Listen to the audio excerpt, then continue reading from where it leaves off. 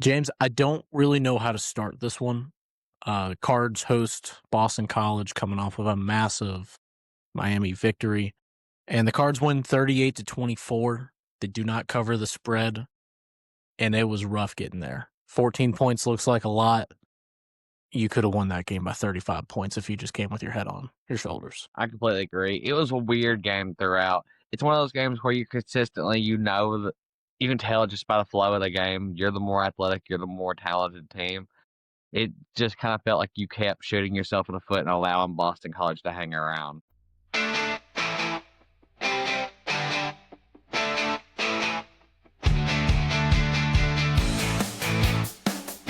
Welcome on into the Cards Companion. It is your boy Josh, as always, joined by my fabulous co-host James, reacting to Louisville's win over Boston College, and then starting to look ahead a little bit towards Virginia Tech the following week. Let's do the BC talk first, because that's just how we kind of format this whole thing. I mean, honestly, so give me your genuine thoughts here, man. What's your concern level at 1 to 10? After the game, it was 7. I think it's like a 4, 3 or 4 now. I Okay. think because it is kind of that classic letdown game.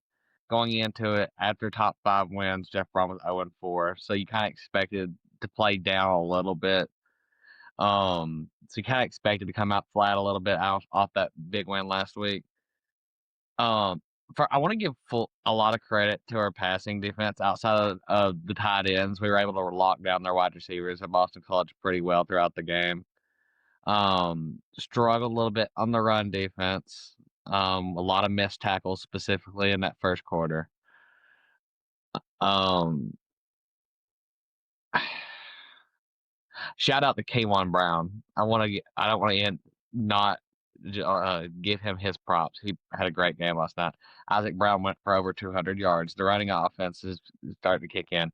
The passing offense, it just wasn't really there last night. So I consider myself a pessimistic Louisville fan. I know we have a lot of people, especially whenever we do these videos and, we put like the team that we're playing's name in the title, we naturally get a lot more views from those fans, and I get a lot of homerism calls, but I truly feel like I'm a little pessimistic, and I try to be as just blunt as possible.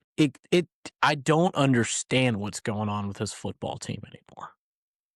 We are 7 games through the season, and it has been a constant, you either look amazing or you just look freaking terrible throughout the season. Not going to count the Eastern Kentucky game because they're FCS. You should blow them out. You didn't look good against James Madison. You didn't look good against Bowling Green. Didn't look good against Pittsburgh. Didn't look good against Virginia. Didn't look good against Boston College. It is a miracle, an absolute miracle, that you're 6-1 right now. It is the same things every single week. Undisciplined, silly penalties. And I'm not going to roast you over a fire over a lot of what happened last night in the Boston College game. I'm not. There's a lot of silly stuff happening. I get that to a degree, but the holdings continue to happen, and they're happening from the same people. Miller Moss continues to struggle. He had his worst game in a Louisville uniform last night, and we've had games where he's thrown multiple interceptions, and he didn't do that last night. That's how not well Miller Moss played. The team continuously comes out flat. They play down to their opponents. They pick and choose when they want to really play football. I do not get it. It is so frustrating to watch this football team. And that was my main takeaway last night. I was frustrated. I was frustrated with the crappy officiating. I was frustrated with just the awful production values from the ACC network. I was frustrated with seeing the same 5 ESPN commercials back to back to back because the ACC can't get any good freaking sponsorship deals for their network, unlike the SEC network. I was frustrated with seeing the offense struggle. I was frustrated with seeing the defense just not prepared in the first half. I've come on here every week and I have sang the praises of the defense every week. But what happened in the first half is completely unacceptable. You went out there and you were just like, oh, it looked like you didn't think that Boston College was going to throw the ball. Mhm. You got your act together in the second half, but that first half, man, you couldn't get off the field. You weren't spying when he's an obvious runner. You had no idea they were going to throw the ball that much to the tight end. You had no idea they were going to attack over the top of the field that much. It is embarrassing and it is ridiculous. And it is a miracle that you're 6-1 right now. And what's even more crazy to say about all this is throughout every single thing I just put out there, you can still not lose another game for the rest of the season. Well, that's one of the things we had talked about last night. With 3 minutes left in the first half, it was 10-7. We came out and we started running our offense the way we know we can, and we had a realistic chance to go into the half up 18 points as we're scoring 4 touchdowns in like 3 minutes. We missed a field goal as time expired, but when the offense looks good, it looks real good. The only issue is it's lacked consistency throughout the year. And you get in these situations where you have to rely on explosive plays. And I get it. You have Isaac Brown in the backfield. He can give you those explosive plays, but we're relying on those. You cannot be a successful football team and rely on those. You have to have some semblance of a pass game. I don't know what happened from Miami to last night where we just abandoned a game plan that worked really, really well for us. Out of the We're 3 not sorry. I think on average, Miller Moss has thrown the ball at least 20 to 25 times in the first half since going back to Virginia or Pittsburgh. Last night, he through 2.5 quarters, he had only thrown the ball 12. He threw the ball 27 times last night. The least behind that, he threw the ball 25 times about Eastern. He only played 3 quarters against Eastern. And he threw the ball 23 times against James Madison, which I believe he didn't play the end of the fourth quarter. I don't know. Yeah, I mean, like, dude, Boston College legitimately going into the game had the 126th ranked defense. Why they have an awful pass defense? Why are we it doesn't make sense. The game plan doesn't make sense. After all the great things we've said, you just turn it around and you're like, well, that worked for us against Miami. No reason to do that again. Miller Moss had arguably his best game of the season against Miami. There's no arguable about it. He did statistically. Mhm. And now you look at this. Miller Moss had his worst game of the season statistically against Boston College. He had a quarterback rating of 38. 38. I know. I want people to realize how bad that is. That is truly dreadful. That is awful. For all of the crap that we used to give Jack Plummer, he used to hover around the 60 range. Mhm. Miller Moss, we look at it. Last week, he had a 72 QBR. That's great. That's what you need from Miller. You're putting him in positions to win. He had a 56 against Virginia. We lost Virginia. Miller had a Miller moments. That's probably his second worst game because of the turnovers. It is frustrating as all get out. The inconsistency of this offense. The part that makes it so frustrating is they give you glimpses to let you know it's there. They just can't complete. We haven't played a full 4 quarters, and that includes last week at Miami, because you kind of let Miami back in it for majority of the fourth quarter. And the offense kind of stalled out in that second half. All credit to Miami; it's a top 15 defense, but the offense hasn't been able to put together a full 60 minutes yet. No, they haven't. They haven't, and it's frustrating. Before we go any further, though, James, I just want to say to the viewers, please, if you enjoy our style of content, please like, share, subscribe, all that great stuff. Subscribing really helps out. If you have any thoughts about the Miller Moss conversation, by the way, please hear a comment because I would absolutely love to hear them. Continuing on, though, with the offense, I have come to the realization we have to get Duke Watson healthy. Yeah. I mean, Keywan had a great game last night. I didn't know Keywan had wheels like that. And like I you were didn't saying think earlier, so shout out to him. He had a great game. He's one of Mhm. the few guys I'm pretty happy with right now. I didn't know he could move out in field like that. That was awesome to see. But Isaac is still dealing with injuries. Mhm. And now Isaac has just developed this ability to just fumble consistently now. You can't run inside the tackles with him because he's a threat to fumble the ball. So you're always running outside the tackles. You're running to the outside where you can get a one-on-one situation. Anytime he sees a defensive tackle, I don't know what happens, but the ball just goes on the ground, and you need Duke Watson in this one. You got to get him healthy. I don't know what's going on anymore. I love to see him last night. He was on the sidelines. He was engaged, but you got to get him involved. Hmm. It's just that's the way it is because you can't rely on the pass game consistently. You just One can't. one glaring thing that came from me was their inability that they didn't really scheme because the past few weeks you've seen them scheme Chris Bell open. They weren't Mhm. scheming, and they were more so just run a post, run a flag route, and they threw it up in triple coverage. Majority of Chris Bell's catches were in double, triple coverage, and none of them were like you didn't see that drag route that was so successful against Miami at all. No, then that's my main takeaway is why are we abandoning the short pass game? Because every time you do it, it works so well. And I'm sorry, man. I love Colin Lacey. I've been the biggest Colin Lacey supporter for the past 4 years, even when he was in Mobile. I love Colin Lacey. Can't get me enough of Colin Lacey. But at the end of the day, the little bubble screen thing is not working, and we continue to try to make it work. It does not work. When I say get the short game involved, that is not what I mean. Hmm. I don't think we've had a single bubble screen this season go for more than 10 yards. And you see it 4 times a game. I don't know, man. I don't know. I don't get it. It's the offense specifically. If you want my honest opinion. A lot of the mean things that I can say about Ron English, genuinely, you get a little bit of grace.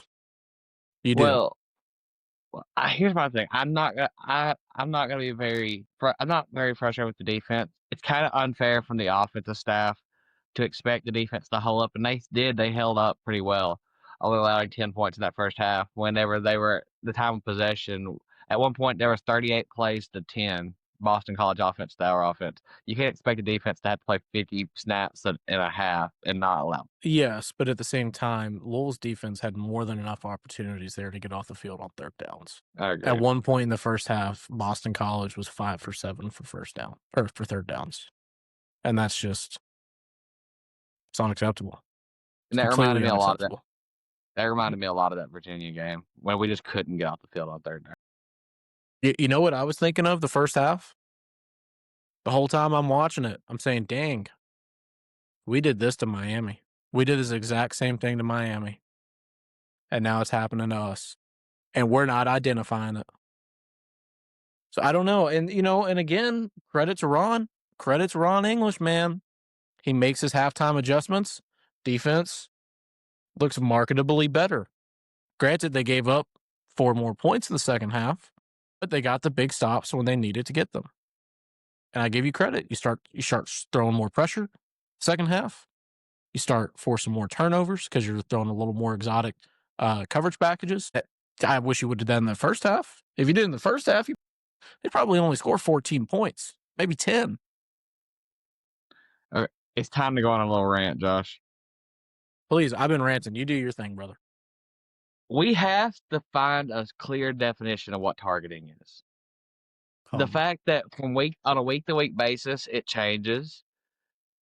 It's at this point there's things that are clear targeting in the standard definition in the rule book that's not being called targeting. If we're going to call it, it needs to be a standard. Okay, this is what it's going to be, not allow interpretation to come into the picture. Yeah, the officiating last night was a complete joke. I just That another thing before we elaborate, just so everybody can get, there was a forced fumble that Antonio Watts clearly returned to the end zone that there was a quick whistle on. So luckily it didn't cost which us points. you're not supposed to do. Yeah. They're emphasizing let the play out on bang bang plays. No, I'm trying. Don't get me wrong, the officiating didn't help at all, but I'm not trying to pin this fully on officiating. The officiating was quite honestly horrid. It's up there with like the Auburn games that we've watched this season. But here's the difference between the ACC and the SEC. Because you and I, 2 weeks ago, we went on a rant on All Around the South about SEC officiating because it's been horrid this year. The SEC, that crew that called the Auburn game that cost them the game, you know what they did to that officiating crew this week? They got let go. Well, they're suspended right now. They're suspended for the But I rest of don't the think season. there's. The ACC won't do that. And the game that we saw between Virginia and Louisville was just as bad. I mean, genuinely, it was just as bad. And the thing that hurts me with targeting, the thing that really grinds my gears about it, I'm not one of those guys that's like, oh, old style football targeting is for, you know, I'm not one of those guys. I think targeting has very good motives behind it. It's there to protect players. Targeting is inherently a good thing and makes the sport safer. We need that in the Uh-huh. sport. But when you don't call it on the Isaac Brown hit, which that is clear textbook targeting every single day of the week, and it's happening right in front of you. And then you call the bullcrap targeting at the end of the game. That's what frustrates me the most. And that's the I thing know. that consistently. Oh, sorry. You go. No, you go ahead. You can finish your thought. I was just going to elaborate on another call that was blatant. Well, and it's not just a targeting thing, but we saw it all night long where officials were having things happen directly in front of them and they were not making the call. And the side judge on the other side of the field was the one making the call, just like the Watts fumble. So there was a run in the. I don't know if it's early second half or late first half. There's an outside zone run, and their lineman Antonio Watts had fallen down and was getting up. The lineman blatantly right in front of the referee shoved him in the back, and then jumped on his He back. belly flopped on him. Yeah, and no penalty right in front of the referee. I'm like, are we just not calling anything?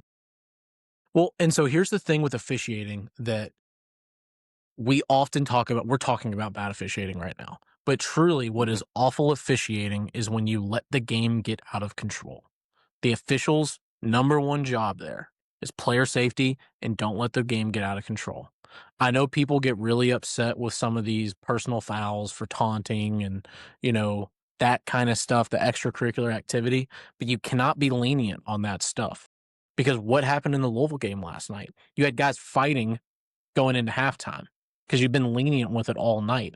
Both sides, and I will say that as a Louisville fan, both sides were chippy all night long, and you let that game get out of control. And we saw the same exact thing happen in the Pittsburgh game. It is a staple of What ACC officiating. that one drive specifically, they had been talking, headbutting, and in each other's face the whole drive down the field. And after the stop on fourth down, you saw the unsportsmanlike on the BC lineman on Clove. But in the whole time, I wasn't mad at BC. I was like, this is the referee's fault. They've allowed this to get to this point throughout this game. They've just allowed everything to go. There was a couple times. I think it was Kiwan. He was like 3-4 yards out of bounds, and they tackled him out of bounds, and they called a holding and not a late hit. Yeah, yeah. Just the whole thing. Just it is. That is how you get people hurt. That is truly being an awful official. Is not having player safety in mind, and then not keeping control of the game. Um, Kind of going around though. I know I talked a lot about Miller Moss. We kind of hit on the running game. The receiving game, there's not much to talk about because we didn't really throw the ball against one of the Hmm. worst pass defenses in the country. Okay. Um, Offensive line, I didn't think they looked terrible. There's a lot of bad passes. Hmm. There's a lot of bad passes, but the run blocking was really good. You ran for over 300 Hmm. yards. Don't get me wrong, it is Boston College's defense, who isn't the greatest, but you're able to make holes. That's something that 3 weeks ago we were having issues with. Yeah. One thing I will say, the strip sack at the in the fourth quarter, that's not on the offensive line. That is Miller Moss taking 5 seconds to make a read. A Hmm. lot of the times when that protection broke down, it was more time than what was needed. So I mean, offensive line, I'm interested in the PFF grades on them later today because it's kind of interesting. Defensively, hey man, Tony Watts. It's just it's every week now. He does something. Um, Listen, Even without the fumble, he had a heck of a game. it makes me so mad that the national media doesn't give him the credit he deserves. Yeah. He is legitimately one of the best defensive players in the country. His consistency alone allows him that his ability to cover and be able to just spy the quarterback.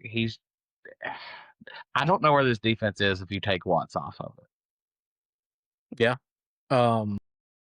Moving around though, TJ Capers, you're seeing him gain confidence in real time, and that is a very exciting prospect for this defense. Well, that's what we said after James Madison was this season's going to be defined by if TJ is what we thought he was when he came. And he's, Mm-hmm. as time has expired, he's consistently gotten better and better. Somebody that I have been able to see improve drastically in a short period of time is somebody we both believed in before the year. And we talked about him last week in this play. D'Angelo Hutchinson, I don't care what if you have a bad play. I love watching that boy play some football. His ability to Yeah. play that safety position and come down and just make plays. There's a play where it looked like it was an easy first down and Hutch was able to knock the ball out. That is a play in itself that could have drastically changed the game because Boston College would have had the ball at the 50 and instead they had the punt. Yeah. Um, Defensively though, the only little concern that I have going in, or I guess leaving this game, is you look at the remainder of your schedule. You have Virginia Tech and you have SMU. Those are both little more mobile quarterbacks than what you just previously played, and they really like to use their tight ends as well. So you got to figure that out in practice. I'd be watching this film a lot. Well, that's the thing. When the game first started, the first two plays, you really saw the D line just really dominate and get to the backfield. Whenever the quarterback kind of used his legs more, that's whenever the threats were there. Whenever they were able to keep him in the Mhm. pocket, the defense was. That comes from a team where really all you've seen up to this point were more pocket passer quarterbacks. Mhm. And Cade Klubnik's that as well. Cade's a guy that he's more than okay than trying to just improvise in the pocket and be able to move. You're gonna have to be able to have a little bit better of a contain. You're gonna have to start, especially the SMU game. You're gonna have to have a contain probably throughout the night. Yeah. And then final little thing I want to hit on before we turn the page on Boston College, and thank God we're turning that page. Man, you got to figure out the punters. You got to figure out the punting situation. The two punter system isn't working. I'm not going to say any names. You got one guy. He's got a leg. You got another guy. He shanked two of his three punts last night, and he's Mm-hmm. consistently really kind of struggling with his punts. You got to figure that out, man. We can't be punting the ball for I 30 yards. I think there was 2 or 3 shanks, and the issue with it is it was relying heavily on bounces to get to 30 yards. I think it was landing at like 20, 22, Yeah. and just getting lots of bounces. Yep. But I think that's going to wrap us up for BC. Any final thoughts on your end? At the end of the day, at least it wasn't Stanford last year. At least you were able to finish the job this year. Last year you had a 17-point lead against Stanford coming off that win against Clemson. This time at least you were able to mitigate the damage enough to get out of here clean. And outside of a couple beats and bangs on Isaac Brown. From what I've seen, he's healthy. He's going to be okay. Get Duke back, fix the offense.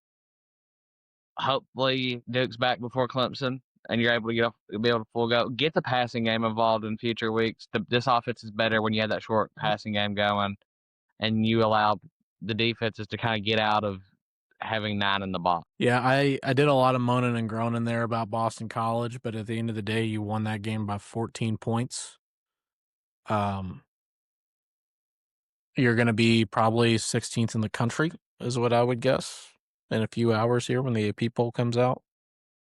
The reason I'm doing so much moaning and groaning is because you show very good flashes. And if you can just consistently get that, you got a nice season on your hands. So that's why it's so frustrating to me.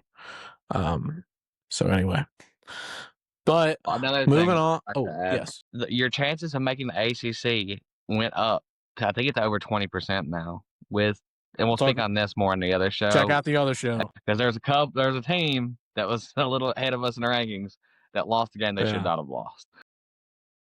Yeah. Looking forward to Virginia Tech though. I'm gonna be honest with you about something. This game scares me. I'm worried about this It's, game. so it didn't scare me going into last night. Here's the thing that scares me. Drones is not a quarterback that's going to beat you through the air. He struggles making your reads, but that boy can run. Like he can run better than that Boston College quarterback can. You're gonna have, honestly, I think in preparation, and I think you may agree with me on this. I think you have Antonio Watts just spy him all game long. Because I feel like if I you mean, eliminate the quarter, I think the rest of the defense can kind of key in on the running back. This Virginia Tech team ran for over 300 yards against California on Friday night.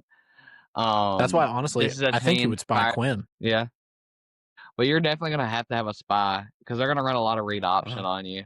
And I feel like if you uh, eliminate that quarterback run early, it bodes well for this being a game that you don't have to be as stressed out in the second half. yeah. So the reasons this game worries me, people might not know this about me. I am a little superstitious. Okay. It's Halloween weekend in Blacksburg. That is a terrifying thought. I know Blacksburg, Virginia Tech, they're not any good this year. They just fired their coach. And I know people always want to talk about the environment of Blacksburg, the environment.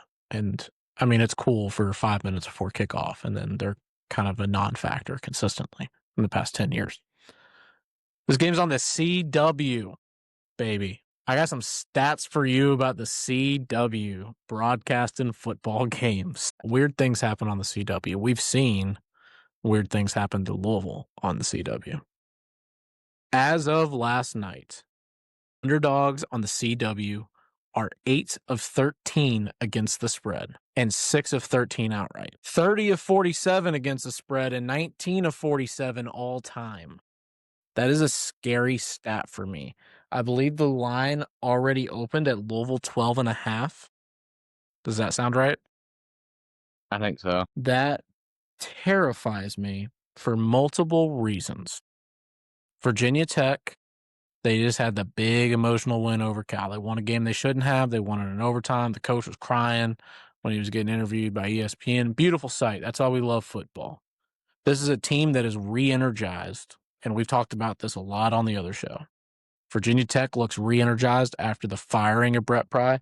Kyron Drones probably played his best football game of the season not last week. Mm-hmm. I think that's pretty easy to say. I think he threw and rushed for over 100, which is scary. Hawkins is starting to get more and more involved in the run game. He's putting up some scary stats. The thing that worries me, though, the most about Virginia, they haven't had a wide receiver step up once this season. Their wide receiver core has been very lacking. They are a very big run heavy team, as you already hit on. Watch out for the read option. With that being said, I do not want Ron English to over prepare for the read option and then give up very obvious RPOs.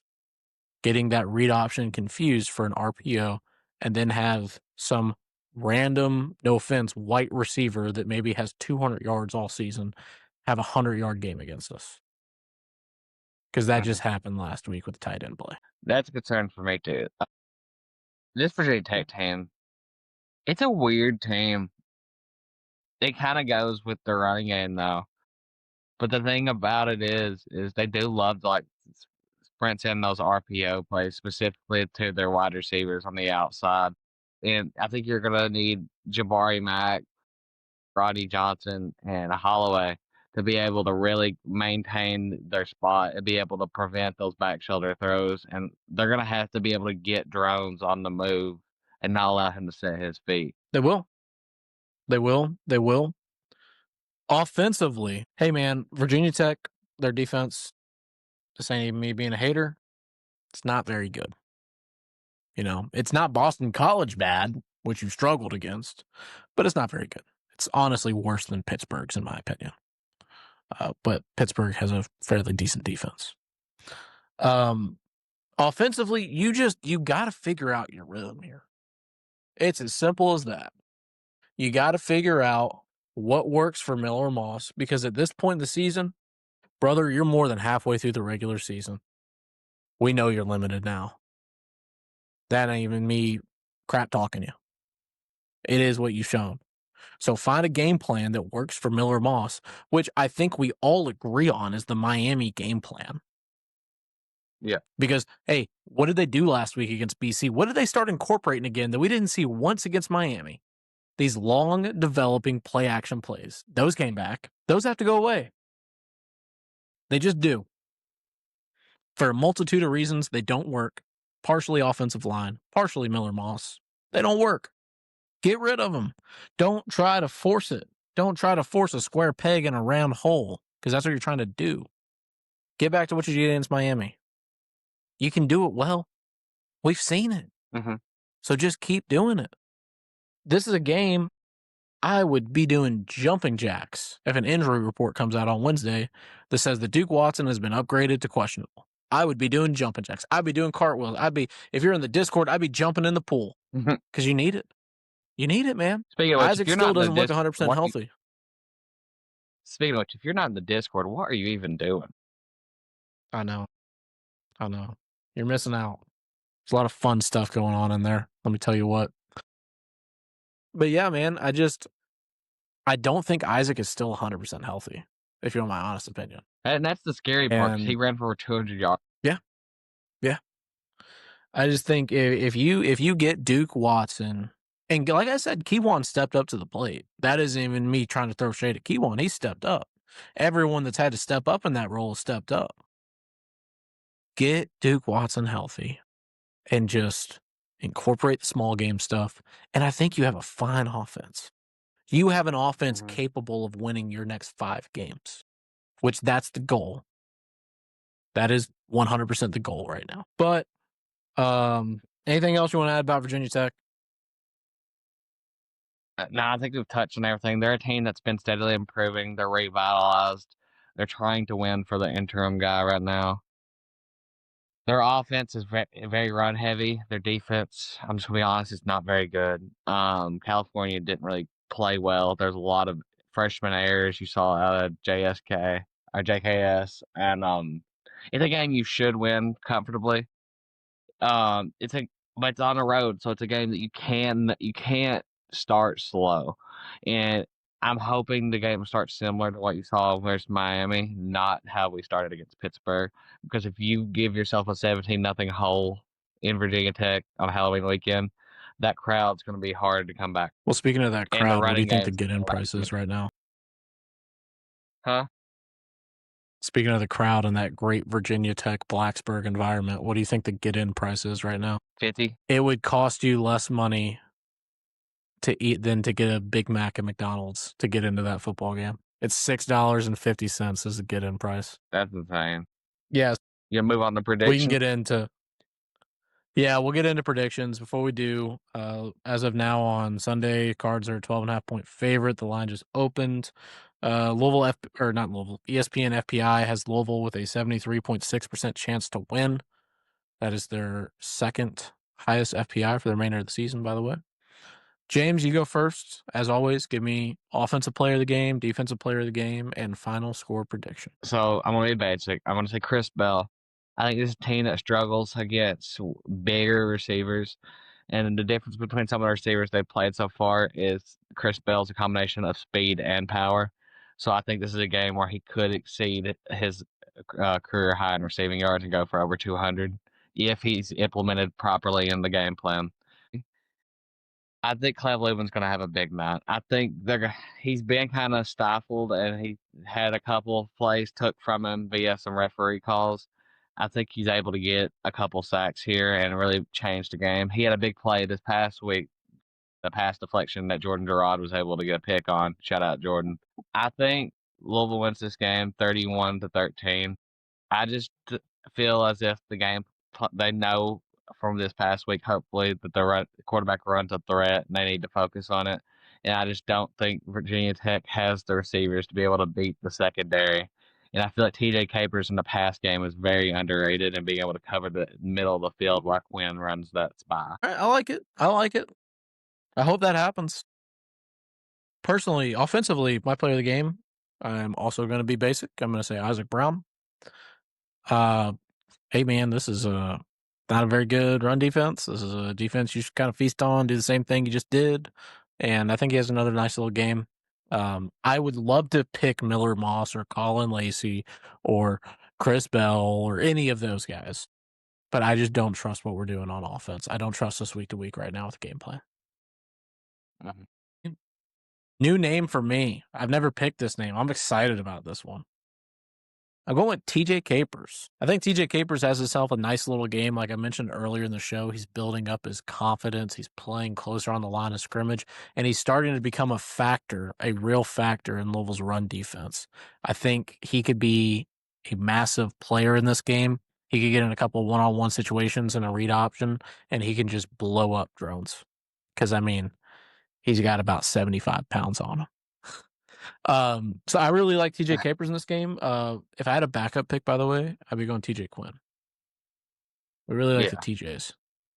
Um, but score prediction for me, I think this is gonna be an ugly one. I already said at the beginning of the game, the beginning of the preview.